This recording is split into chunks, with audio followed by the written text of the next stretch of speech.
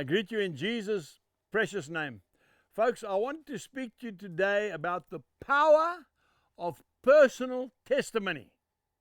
There is nothing more convincing than the personal testimony of the change in a man's life.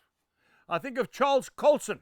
Charles Colson was the personal representative of the President of the United States of America, Richard Nixon. He was the most powerful man in the whole world next to the President.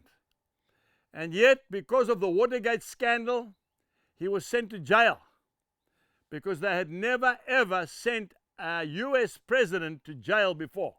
And he served a sentence in jail, but in jail he got born again.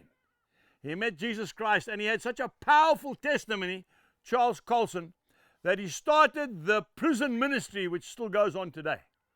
There's nothing more powerful than a personal testimony. One thing about a testimony, no one can argue, can they? Because they weren't there.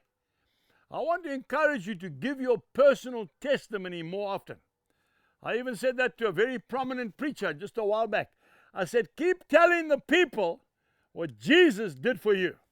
He's a very, very well-known sportsman. Yeah, but Angus, I said, no, they want to hear that story.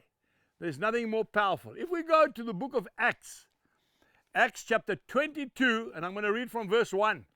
And this is a testimony probably unprecedented. The testimony of Saul of Tarsus, who became Paul the Apostle. Now remember, they had apprehended him in the temple because they said he was bringing Gentiles into the temple. And they caught him and they were going to kill him.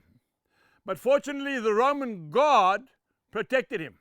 And before they took him away, he was up standing on some steps. He said, please wait, I want to tell my story to the people in the temple in Jerusalem.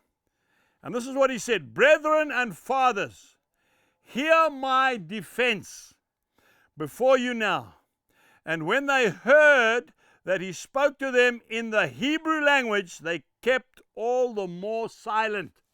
Try and speak to a man in a language that he can understand, sir.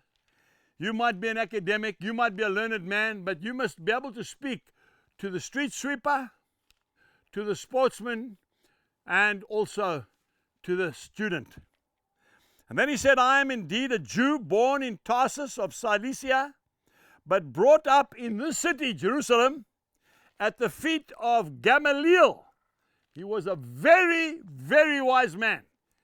It was Gamaliel that told the high priests, leave them. If they are not of God, they will perish. And if they are of God, you'll never stop them. The same Gamaliel. And he taught according to the strictness of our father's law, and was zealous towards God as you all are today. I persecuted this way to the death. Remember, in the early days, the Christians were not called Christians. That was a Roman terminology. They were not even called believers. They were called the people of the way.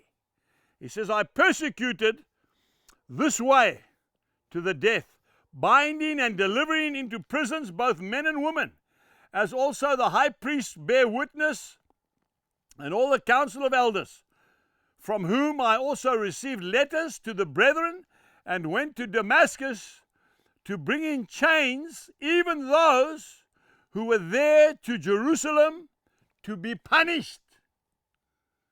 Now listen to this, verse 6.